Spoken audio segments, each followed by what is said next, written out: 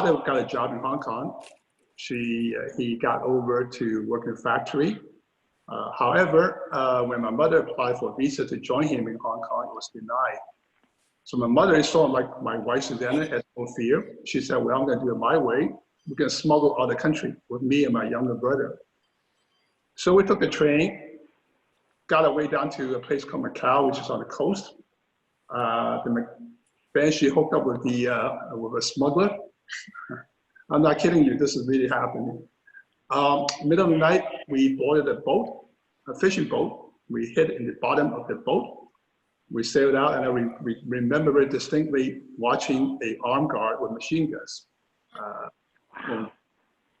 So we got to Hong Kong, offshore. We had to kind of swim our way up onshore and spend the night and got a bus, and we settled in Hong Kong so in a way, a lot of empathy for what I've seen out there right now in Asia and Europe, where people are trying to escape the country on boats and just risking life. For freedom. And I was still young enough at that point, too young to realize what we had to go through. I gave a lot of credit to my mom to having the guts to do that. Otherwise, I'd still be in China.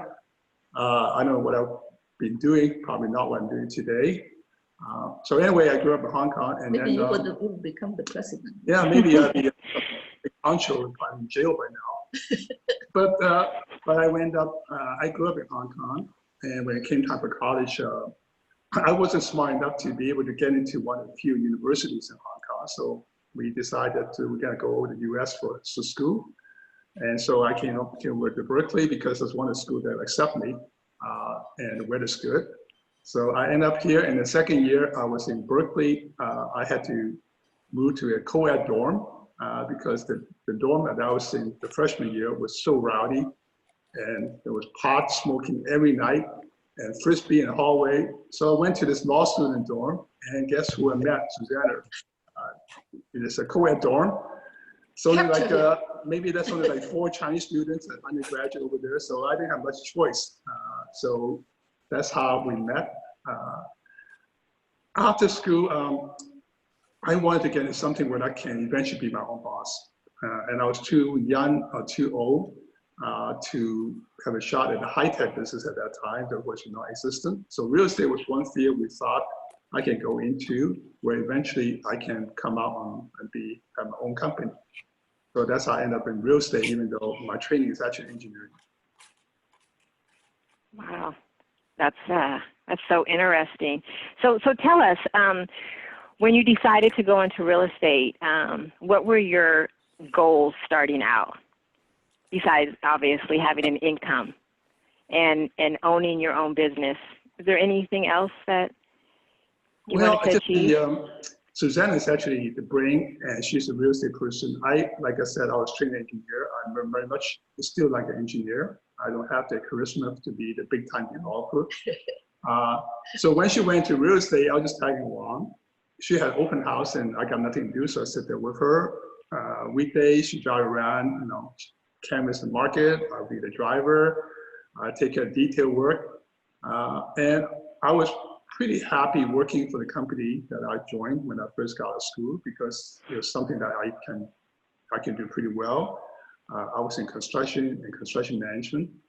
However, about 3 years after I was sent to Boise, my company changed. The CEO left. My mentor also left the company.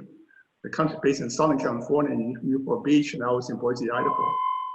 So I couldn't even make my way back to the company. Nobody even knew me at that time. So I couldn't just say, well, I'm coming back here. So I was stranded in Boise. So without that much more other options, I decided I need to come out on my own and go into real estate business as well and use my construction background to build something. So we did. So I started in I think I was 26 years old when I started on my own. Wow. Wow. It wasn't really it wasn't much of a career planning, right? It's not like I thought about doing this for a long time. It's just the circumstances. And the fact that Susanna was able to do pretty well in real estate. So we thought we can take a chance at that point for me to come out and try it on my own. So let me ask you, can you tell us about your first big deal that was substantially your own, what it was, and what you learned from it? Yeah, I can tell you that I worked with, like I said, I worked for somebody for about 3 years, and the rest of the time I was on my own. When I came back to Boise, from Boise to California, I didn't have much connection either. I don't have a network. There's nobody I can go to. So I did join a partnership with some foreign investors, and we do things with them. Somewhere in the 90s, there was a big recession. My partner was Japanese, and they had all kinds of problems, so they had to cut everything off and say, we're going home. So again, I was stranded. And at that time, I decided, well, I had to do something on my own. So we went around and knocked on doors and get some doctors and lawyers and people like that to kind of like invest in us in small chunks of money. We'll put the deal together. And Suzanne and I were partners. And the very first deal that we did kind of on our own without really kind of working for other people or becoming a small partner in other projects, where we are kind of the major partner in run a project, was actually the Asian market in Cupertino called Cupertino Village. That was when we, by mistake, bought a shopping center and thought we were just going to renovate them. And that's a market there called Whole Foods, which we thought was not good enough, and we need to replace them. Chase them out. And so instead of trying to take credit for myself, we ran to this, somebody called me from Southern California. He's the owner of the 99 Ranch Market. We had no idea what that was and who he was. He said, you're making a mistake here. You don't need to tear down the whole center. We can turn it into Asian Center. And I thought at that point, no, I'm a Stanford guy, I graduated here, I'm been here for a while, I'm an American citizen. I'm not gonna do some cheap Asian Center. Just believe me. No, I said, no, you don't understand. I want to do a first-class shopping center with Safeway on it. And he said, well, you're making a mistake. You can keep the center over there. You don't have to do too much to it. Just renovate them. The layout is very bad, but Asian tenants doesn't matter. They'll take it. And we can get you twice as much rent as you can get from your Caucasian American tenants. So we didn't believe him, but we went ahead and did it. It was amazing. The only problem is at that point, there's no crew, there's no BOMA. Nobody could deal with the Asian tenants. We can't hire CBRE to be a leasing agent because they didn't speak Chinese. And my Chinese is so-so. So Susanna was my leasing agent, broker. And we actually had to run the project ourselves because we could not get people to do it for us. And we had no money anyway. Yeah, we had no money either. So Susanna was the one who actually ran the project, dealing with all these 30, 40 small Asian tenants that nobody knew about. One good thing is that when we give them the lease to sign, they sign the lease right there. They don't even negotiate leases. So that was our first kind of endeavor on our own. And during that same period of time, interesting enough, I was working with a partnership. We're doing this big box center up in San Mateo called Bridgeport. So I'd be talking to Home Depot and Target, big boys. Office people. And then Suzanne, we're talking to this 2,000 square foot 800. Boba tea place. 800 only. So we had both going at the same time, but that was really my first crack at doing things on our own. And fortunately, turned out pretty well. So we grew from there. I think it turned out very well. Now it turned out very well. The legend. It's a landmark. It's a landmark in Cupertino. Yes. Yes. And yes. I want to say that at that time, we could only raise $2 million. That was almost about 30 years ago. So we did not have enough people who would invest in us because it was our first project. So I still remember we only have 2 million. So how are we going to have money to renovate the center? But somehow things just fall into places. We have I think 90% leverage. You know, with the 2 million, we just signed all the leases, took the lease to the bank, and they gave us 6 million to renovate it. And by the time we sold it, it was 67 million. And our investment was only 2 million. So we are very, very proud of this center, not only because of the return and the profit, simply we're giving every tenant a livelihood. Most of them came from Taiwan or China or Hong Kong. They could be professionals like doctors, lawyers, but when they came here, they did not have a license. They could not work as a professional, so they opened stores. And we just basically hold their hand on every one of them. And we also told them, we will not repeat the same use. We want to protect them and make sure that every single one make it. And tell you the truth, they call this place the treasure land. That's what the tenants called it. Wow, wow. That is definitely in your DNA of giving back and building up communities, as we'll talk about later on. Now, I just want to ask you, do you remember what year that was? It was in the mid-90s, I think. It was 1994. Yeah, so I've been in Cupertino since that time for about 25 years. So my first shot, and it was not easy because even the city were kind of looking down on the Asian Center, and they were discouraging us from doing that, and we have a hard time.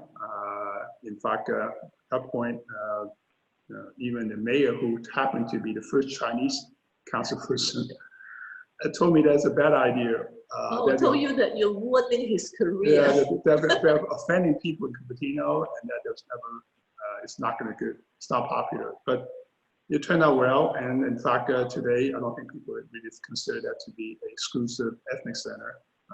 It just fits in town, and sometimes we still go by there ourselves. We're so proud. Now, do you still keep in contact with the CEO of the 99 Ranch Center? Yeah, well, actually, or has it changed? Retired already. Yeah, he's sort of, he plays golf more these days, so his son's taking over. Okay.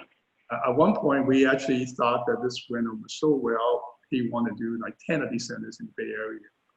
And we thought, well, maybe it's a good idea, but at the same time, in a way, I thought, I can do other things as well. So we have not repeated this again, but they are a very good operator. And they're very smart. They know more about real estate than I did. I learned a lot from him. I go to Southern California and tour the center that he developed on his own with his own anchor tenant. And we pick a lot of ideas from that. But unfortunately, in the Bay Area, we never got a chance to do another one. But we're glad that we did the first one. Nice, nice. Susanna, you said that you and Peter have been married for 50, how many years? We've been married for 43 years. 43. Right? And then we've been together we've been dating for 4 years. So we are close to 50 years. It's a hard story. And I was his first friend. Yeah, only girlfriend, the last girlfriend. I never cheated, so I just make that clear out there. So either one of you can answer this, or both of you can answer it. What is it like working together? What are the divisions of labor? What are the things that Susanna's really good at, which I think I can tell already, and Peter, what are the things that you're good at that make this work? I prefer to my we might be okay, let me talk first. Okay, yes. So when we first got married, right, so we both share our chores. Okay, so I did the cooking and he did the dishes. And after a while, because when I cook, I use everything in the kitchen, and then he had to really wash dishes. So he begged me, please don't cook again. So it's been 40 years. Been 40 years I have not cooked, and I don't know how to cook. Okay, and this guy. That's not the only thing she doesn't know how to do. ask her how the dishwasher worked, ask her how the laundry machine worked, ask her how to take the trash out.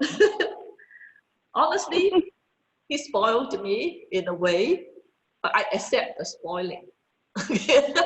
So it's true that We're talking about work, we're not talking about what we do in the house here. are you talking about? But I'm not very domesticated. Okay, so at work, I mean, we share our duties too. This is my best partner that I can ever dream of. I am very. I think I'm pretty. How do I say it? Have intuition. My intuition is really good. I can smell a deal. And when I see a deal on step one, I already know how to close it. So I already see 10 steps ahead of me. So when I see it's a good deal, but I'm not good in detailed things like legal language, or the project pro forma, or the budgeting. I'm not good at that at all. So Peter helped me to do all that. And then in turn, I present it to my client. So we are just perfect partners. We did things together. It's like, well, there is no time that we will shut down and not talk about business. I mean, we can talk about business anytime we want.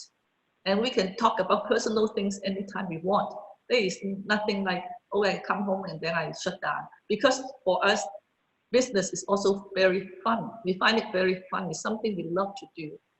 And we do argue a lot. Honestly, we argue a lot because we are so different. People told us we are like heaven and earth. We are total opposite. No, I don't think heaven and earth. So anyway, we are totally opposite, okay? But one thing we always remember, do not carry anger overnight. So before we sleep, we have to solve the problems that night. Sometimes he already fell asleep and I will wake him up and then we will solve the problem.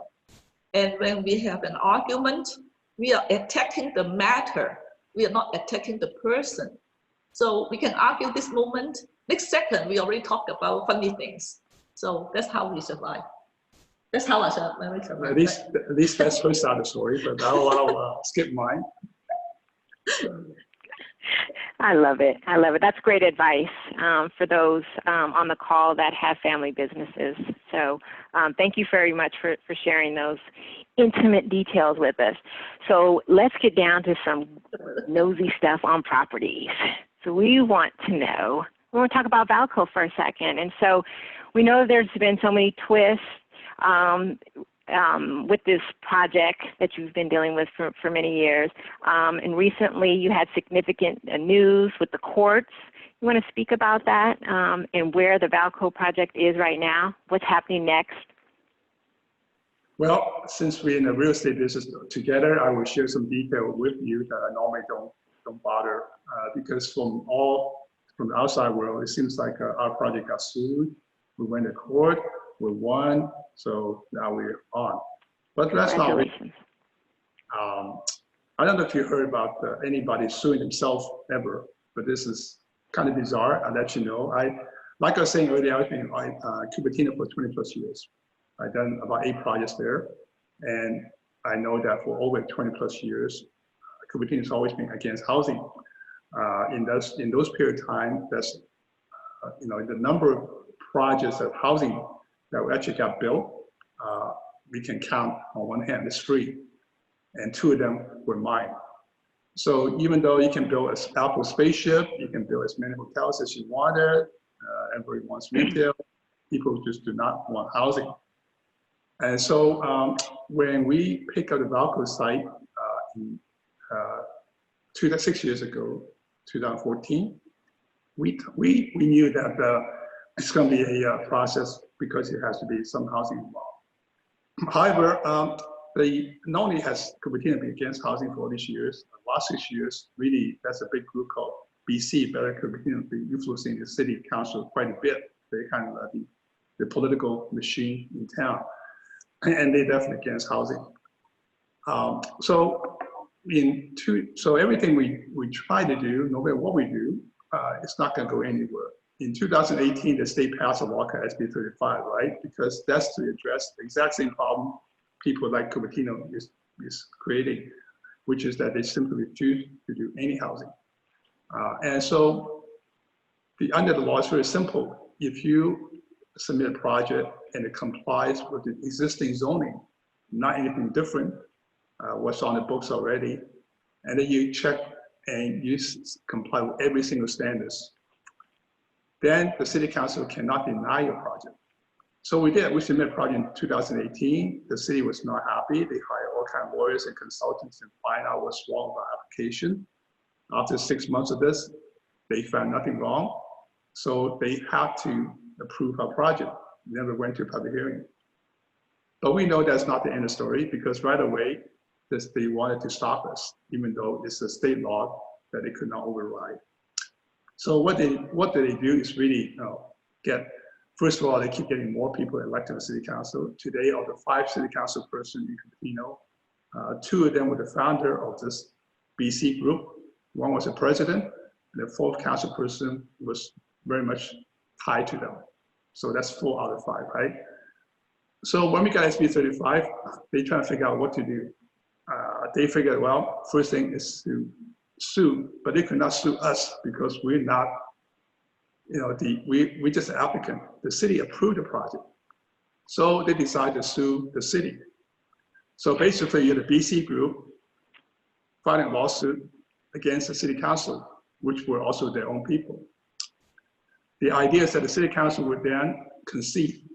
The city of Cupertino say, hey, you're suing me. I'm not going to defend myself. I'm just going to roll over and invalidate the approval. We simply say, well, we're wrong. We should not have approved the project, and therefore it's no longer approved. So that's the game plan, that they will sue. The city council will say, fine, and then we cancel the approval. So we are the applicant, and we had to kind of force ourselves into the lawsuit to defend the city against the suit. The suit has no merit. Everybody knows it, but still takes time. Took 2 years to go through the process. The judge basically threw it out and said this suit has no merit. And so at this time, the city, since they never defended themselves, we were actually the defendant. We got the lawsuit dismissed. And now it's up to the city to issue us permits, because the last 2 years they've been reluctant to issue permit because they keep saying, well, the lawsuit going. And so we should not be wasting any time in case the city lost and an approval goes away. So now that it's cleared up, we're asking the city to issue us a permit that in application for 2 years. We got a demolition permit, but we still waiting for the next excavation permit, which has been literally, like I said, in front of them for 2 years. So if we do that, we'll continue on, we'll keep building it. I must say that this is a wonderful project. If this happened to be in any other city in the Bay Area, maybe 90% city, let's say it's in Mountain View or in Sunnyvale or Santa Clara or San Jose, it would be built by now. It is in Cupertino, and we have a difficult system over there, and that's what we have to go against. But I think at the end of the day, when we do get it built, people look back and say, this is not a mistake, this is the right thing to do. And so we continue on. We hope that we will be able to start the next step, digging soon, and we continue on. Nice, nice. So, Susanna, you can't answer this question. So, Peter, with Valco, were you ever really discouraged with getting this property developed, or did you always have faith that it would get done? No, the truth is, I did not go into Valco to stir up a controversy. I was in Valco Cupertino for many years, and every city council person, whoever was selected, would come talk to me because I was pretty active in town. And they said, what would you do with Valco? You're the real estate guy. You have done a couple of these shopping center, shopping mall redevelopment. What would you do? And for a long time, I said, I don't want to deal with it because there's too much a headache here. There's 4 different owners out there. They don't like each other. It's a hassle. And so I never really got interested until maybe in 2012. At that point, I feel like, some of you may think this is just kind of made up here, but I thought this is the right thing to do for the community. I've done enough project in Cupertino. I don't want to see the eyesore out there. I think this is horrible what has happened at Valco, and I need to straighten it out. And I thought, honestly, that I'm the one who do it because I have experience and the knowledge. I know I can pull it off. I just didn't have the willingness to do that. And you have the fight. And I thought at that point, maybe you should have to do something because this is something that's proper and you like Cupertino. We think this is something good for the city and we should do it.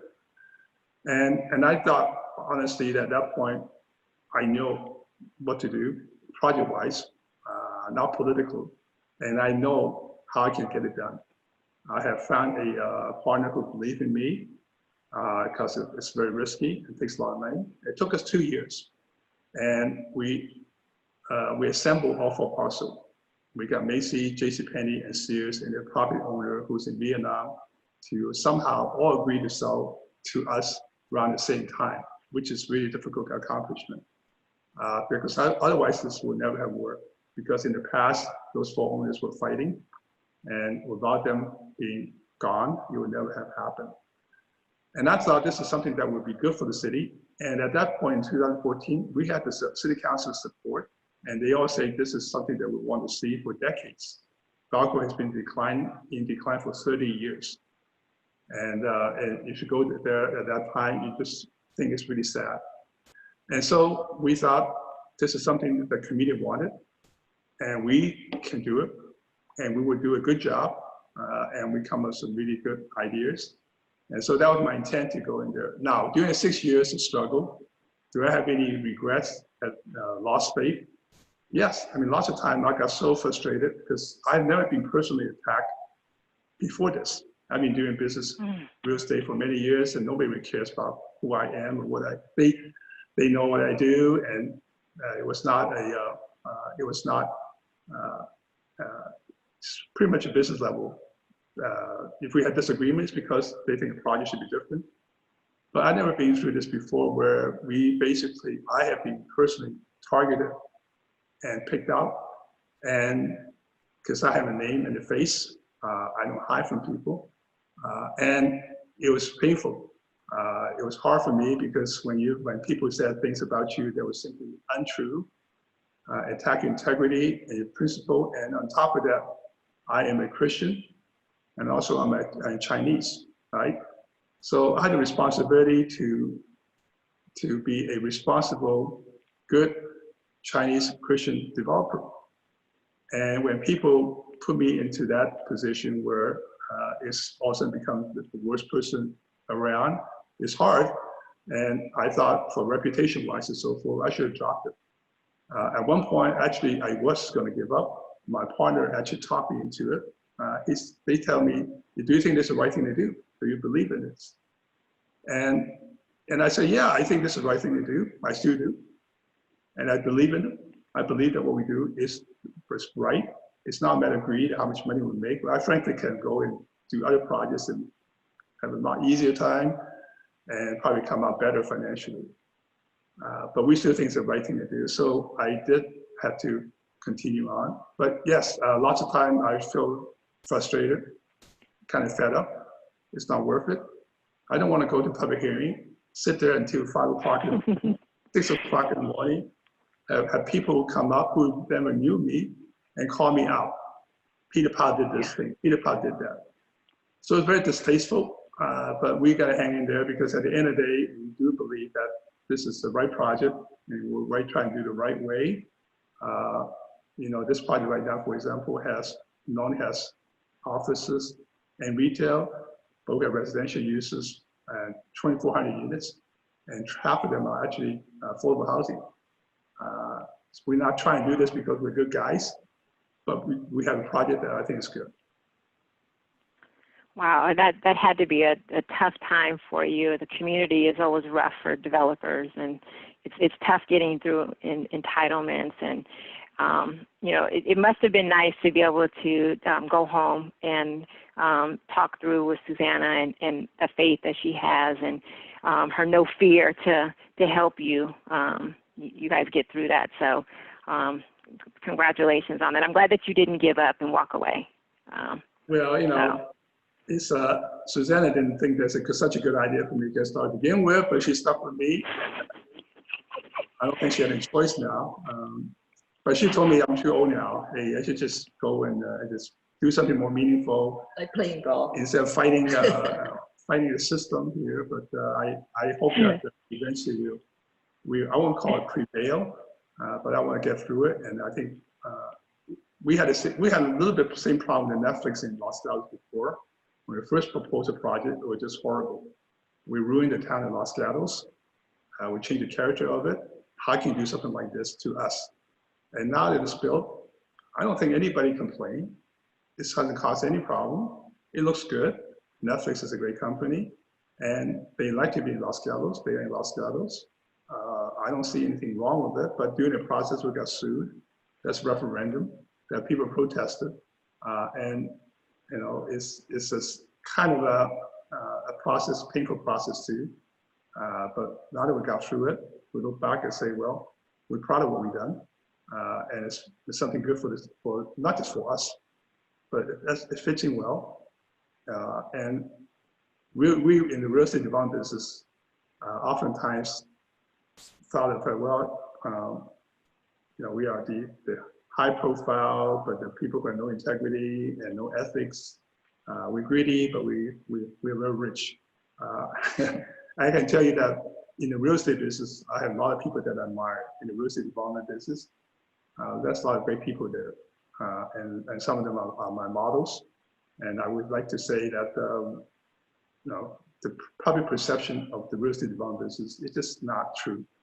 We're just like anybody else, some good ones, some bad ones, but nobody's really, you know, this is not a business for evil people only. Yeah. I think what you both do, it's hard work in a lot of ways versus hard work. And so I want to switch gears, and I want to talk about a city that is actually near and dear to my heart, and the impact that you both and your companies have made. And I'm talking about the city of East Palo Alto. But first, I want to talk about Woodland Park, the multifamily community in East Palo Alto. You're the largest residential owner in the city. That's 2.5 square miles. You guys have nearly 2,000 units and 51 acres. How has this investment played out for you here in the city of East Palo Alto? Well, I went to Stanford, and I know the area. I lived in this area for 30 plus years. We know what East Palo Alto is. We have no misconception about what can be, and this is really, to me, that's a social conscious project. We do a lot of projects everywhere. We got maybe 30, 40 projects right now. And in fact, we're down the street in the city of Palo Alto. And this is like the top priority for us right now. When we went to East Palo Alto, we had all the history before this. It was not a good history. And the previous owner of this complexes, generations of them, were not really the kind of people that we're saying good things about. And there was substantial fear.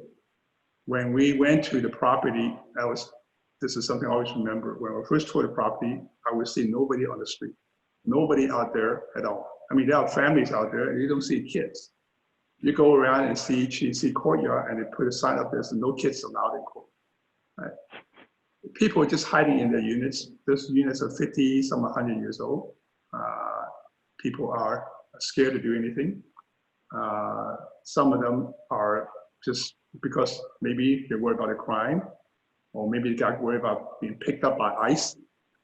But for a lot of reasons, you go to these one-bedroom unit, you can see clearly somebody's sleeping in the living room, and it's just a kind of it's what I call it socially unjust because you go next door to Palo Alto and you know where you are, Four Seasons Hotel, right? And that's a fortress around there. And then you step outside, you got Three Brothers Amigo tacos. So we wanted to go in there. We thought that we had the critical mass and we have ability and the desire to somehow cause about some transformation in the city. And so we told the city for the first 4 years would do nothing. We would just basically stabilize it, trying to get people over the concern and fear they have caused by the previous owners or by other cities too. And we want to help East Palo Alto. We want to be able to make it stand on its own feet. We want to bring people hope and esteem that people live there. And we can do all that because we have a desire to. And this is not just a nonprofit operation. We are going to transform this physically as well because we have the ability to do mixed-use project out there, redevelopment project out there. So we know that there's 20,000+ people in town. And like you said, it's a small area. And we can have impact, but we also have the same responsibility not to mess up. So we are trying to, when we first started in the city, we went to everybody said, not just our own tenants. We just said no gentrification, don't worry about it. Some gentrification is good, but no displacement. None of you will be kicked out. If you want to leave, that's fine, but we are not out here to move you out. The population has changed from predominantly Black to now Hispanic because a lot of these old population have not been displaced. They went to East Bay and other places, and it's tough because people living there are based constantly in fear. And we don't think it's right. So we essentially, they come up with a plan right now to gradually redevelop it in phases, but we're also watching out for the entire city. We are doing everything from the social welfare system here, assistance, healthcare, education, job creation, because we want to build up the city. Personally, I would like to see the city gain some respect and confidence. And because I think it's not, when you see people in Palo Alto and you go across and see them over there, it's just something wrong with the picture. It's just not right. And so as a Christian, we all thought this is not how God intended us to be as a community. So we need to have a way to lift it. So even though it sounds kind of, maybe you think that we are just, this is a bunch of wishful thinking, but we are working on it. We are trying different ways. And so we have very much hope for this. And I must also appreciate my partner. My partner is actually in this case here, is a major foreign sovereign wealth fund, right? They're not used to this. They're not used to dealing with some Class C buildings with low-income residences, they'd much rather go over to do something on Page Mill Road where we can get $8 or $9 rent versus here. But they're sticking with us. So your question, so as far as investment, is really, I think at the end of the day, if we do things right, our investment will come out fine. In the meantime, there's not much to speak of, right? We're just basically keeping it and not trying to cause anybody any alarm. And we think that we have built up some trust level, and they know that we're out there for a good purpose. And hopefully everybody will work with us. It's very gratifying because we actually do a lot of things for tenants, and you can sort of see them turning around because in the past they would be so scared. And right now we do a lot with them. And I think people are being convinced that we're not out there to harm them. And that's something good for all of us, that eventually at the end of the day, there's a common interest that will be good for them and good for us. Yeah, I think that your approach to not displacing anyone and your commitment to the city. Recently, we just talked about your partnership with the County of San Mateo and the Ravenwood School District, where you all are working to provide Wi-Fi for your residents. specifically for the students that are being homeschooled right now. That's the kind of work that you've been doing in the city. You've also picked up another piece of property down by the Dumbarton Bridge of University and Bay Road that's been vacant for years. It's just been a piece of land that you all are going to be doing some things. Any words on that particular property? Yeah, that's a well-known piece. If you look at the aerial, you can see a big brown piece of dirt right in the middle of town. This is the #1 corner. The city has always considered the most important intersection. And yet for 20 years, it's been left vacant. The center that was there before got burned down and never got replaced. And so this is symbolized East Palo Alto, right? The heart of the city is a vacant lot, fenced off. And it is a matter of city pride as well. So even though we're not really looking to do another project, we have plenty going on everywhere. It's almost like the Valco situation where we step in and say, this is important to the city. This is the heart of the town, and we cannot leave it like this. And nobody else wants to do it, so we'll do it. So we are going to try and develop a mixed-use project out there. We try and do, one thing we want to do is create job opportunity. So we have applied right now for a life science campus with housing, so that people don't say, well, you create jobs and don't mitigate with housing. We also have volunteered to build a new city library over there, which would be a state of the art. I tell you, this might be one of the nicest libraries in the state of California.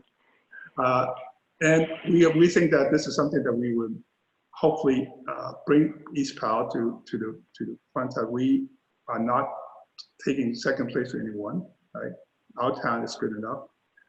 We don't really want to be ever known as the town that has no schools. They don't even have high school in East Palo Alto because they sold the land to IKEA. We don't really want people to think that this is where people, we dump people in East Palo Alto, people nobody else wants. So we're going to do the first class project. And again, thanks to my partner, we had a financial muscle, so to speak, to make it work. This is that's no office market besides University Circle. There's no office market in, further east on University. And we just have to make it work on our own. And my partner's long-term, so he said, fine, the first 10 years may not work, second 20 years, second 10 years, the third 10 years we'll make it work. So we're going out there to do this, so-called the four corners. And we hope that people will see that we are sparing no effort. This will be a first-class project. We did not dump it down because this is East Palo Alto. We don't have to do something so nice. Not the case. So we are looking forward to getting that part done because it so represents the spirit of East Palo Alto. People need to have pride in the city. And you can't go over there today and on the corner you have a McDonald's, you have a city hall that's about ready to fall down, you have a vacant piece of dirt out there, and this is not, the city. This cannot be the heart of the city. Nice. Nice. Thank you so much for sharing that. It's a beautiful project. What about you? We're not going to take away any tenants from the University Circle because we're looking for life science. So don't. Of course you will not do that. Of course you won't. I know that we are getting close to time for questions, but I just wanted to ask if you could speak a little bit about the your San Jose project at El Paso. Yeah, El Paseo. We've been looking to do something in San Jose because we kind of beating our head in sometimes in places like Saratoga and Palo Alto and Cupertino. We do a lot of shopping center redevelopment, even though the retail is a kind of a tough business now. We look at El Paseo. It's something that I'm familiar with because I've been there for many years. We think that's a way for us to transform that into a really high-end mixed-use project. So we are proposing to take about a quarter or a third of the parcels out, replace them with some high-end, I should say high-density first-class housing, and with other retail and uses out there. So it's a actually, I tell you, it's a very, very nice plan if you ever people see it. So we're looking at revitalizing that center. We're not going to remove the retail tenants unless people like AMC remove themselves. But we are replacing some debt with something that will actually generate vitality, more business, more traffic for the area, for our center. And so we're transforming that into a mixed-use project, not quite the scale of Valco, but like maybe 1.5 million square feet, where it'll be very nice when it gets done. And the city of San Jose has been pretty good to work with. The neighbors been receptive, so we hope that goes well. It's something that because we do mixed-use project, we do everything ourselves, retail, we do office, we do hotel, we do residential now. And so we can handle every part ourselves, make it much easier for us to take that on. And then we also long-term, so we're not looking to get in, get out, and we can be more patient. Nice, sweet. All right, Nathan, we have questions? We do, Michelle. So Chad from KBM Hogue noted, just kind of given how tough it is to do projects in the Bay Area right now, and given that you have spent time in Boise, would you ever look at kind of doing stuff outside of the Bay Area, or are you pretty firmly committed to this place? Well, if he knows how old I am, he won't be asking that question. I mean, Who's that? I know. We're lucky just to be able to. In fact, the reason Nathan and Michelle wants us to do it this time, because they notice that we have a mental declining, and we do it next year. I have a memory problem. I'm going to see now, so we got to do it now. So it's too late now. Sorry, I can't even find my way to the East Bay. I try to do a couple projects over there, and I get lost. So we just have to stay in our own backyard, even though it's not easy. A lot of people come talk to me. In fact, my partner who's global, he said, well, you guys are good. You can go, why don't you go to someplace else and you can do this type of project, Southern California, maybe in New York. And I said, no, thank you. We just, I don't even get on the plane to fly. I'm so lazy. I have a 30-minute route, right? Anything that's within 30 minutes from my office, we take a look at. I have one part in San Francisco, which I regretted, because it takes me 30 minutes just to get off the freeway to get into Union Square. So no, I'm sticking close to home. My wife won't let me work anyway, so I'm too old for anything to try anything new. At least you listen. So Christy mentioned that, Peter, you mentioned briefly that you have a mentor. Who is your mentor, and does Susanna have one? Well, we have different career path, right? I didn't really grew up in a company with people who can teach me the ropes and give me advices, because I came out on my own after 3 years of working for somebody. And also, working remote location away from home office. My team here consists of myself, a superintendent, and the project manager. Everybody else that we have were local hires from Idaho. So I never grew up with a mentor, and I wish I had. But in a way, we had the best mentor because we are Christians, and we thought that the best teacher is God, and we actually take a lot from it. My life is much easier today, my wife and I, because we very clearly knows what we should be doing and what we should not be doing, and where we're supposed to go from here, which path to take. So there's no doubt in our mind what are we supposed to do, what our purpose is these days, and so every decision comes down to that. I do think that mentorship is important. I have a lot of young people in my company, and I try to spend a lot of time, because I know that what I missed when I was growing up, making a lot of mistakes, I wish I can pass it on to them, but it takes both sides, right? So you have to have a good mentor and a good mentee as well. Okay, fabulous. And then let's do just a quickie response. Oh, a quickie response to this one from Jennifer with Bozzuto Insurance. This conversation, we really haven't talked about broader economic trends and COVID and all that stuff, which is kind of nice. But just given everything going on, how do y'all feel about kind of the Bay Area economy bouncing back right now? Well, I'm the world leading expert on this, so let me give you my expert opinion here. I can tell you that, one thing you get when you get real old is that you notice that everything stays the same. I've been through many, many recessions. It seems like I've been through every one of them.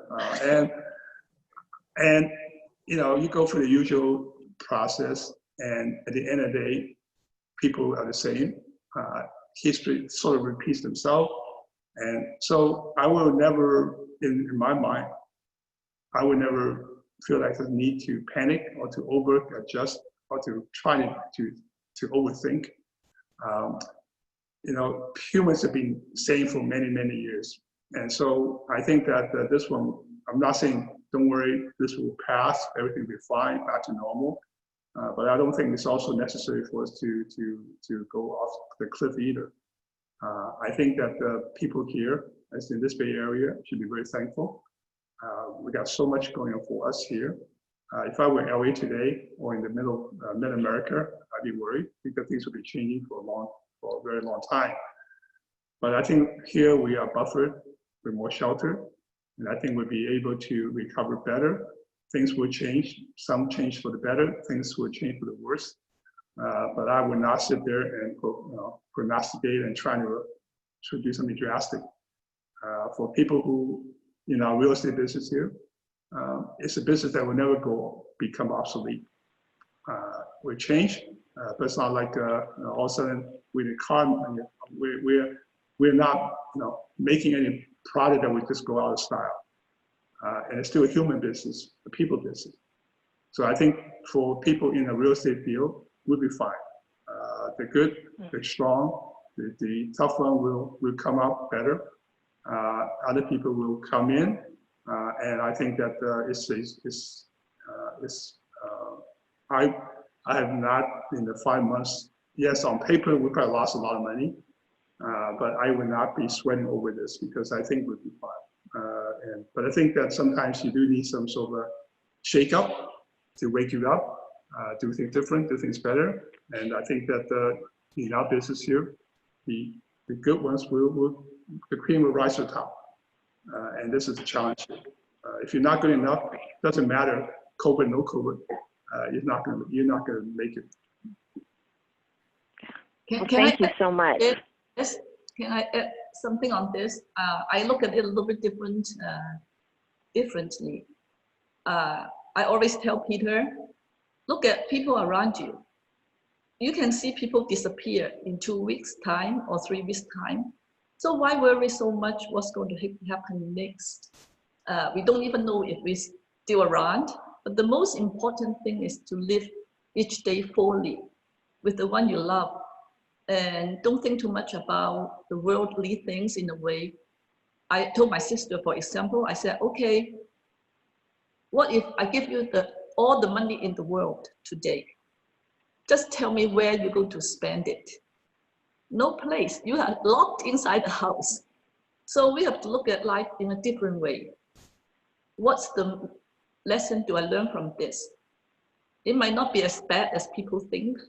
Maybe there's a message out there. So this is how I see things. Thank you so much for sharing that. That's a great word to end our day with you, our conversation. Laura is our sponsor. She's actually going to jump in real quick. Laura? Okay, so I've got our attendee list here, and I was hoping, how about we have Susanna pick a random number between 1 and 96, and if that person is here, then they will win a $50 gift card and a Valbridge face mask. Nice. Okay. How about 7? Number 7, let's see, Cindy Bartlett Wong, are you still here? Yay, Cindy! Yay! Okay. Great, congratulations, right. Cindy, and I'll send you a message and you can give me your contact info and we'll send you your prize. So thank you. Thank you, Laura. Congratulations, Cindy. Peter and Susanna, thank you again. I mean, this was just wonderful. I know that we didn't get to all of the questions and that everyone may have wanted to cover, but this was such a amazing time to spend with you. It was really relaxing. And boy, you guys have sure given us a lot of takeaways. And for those who are married and work together, I mean, I guess you guys probably got a lot of takeaways. And I just love the way you look at him. That just melts my heart. So anyway, I want to say thank you, and I'm going to turn it back over to Christy. You want to have some ending words? I just want to say thank you again to the POWs, Susanna and Peter. I mean, it was just, I don't work with my husband, but we're in the same house together and we're kind of working together. So it's really, it's just everything you mentioned today was just so great. So thank you so much. And thank you for everyone joining today. Great program. Thank you, Michelle and Nate. And if you have any questions and wanted to know more about Cru, please reach out. So thank you. Thank you. All right. Bye. Thanks, everybody. Bye. Thanks, everyone. Bye. All right. I can do it. Very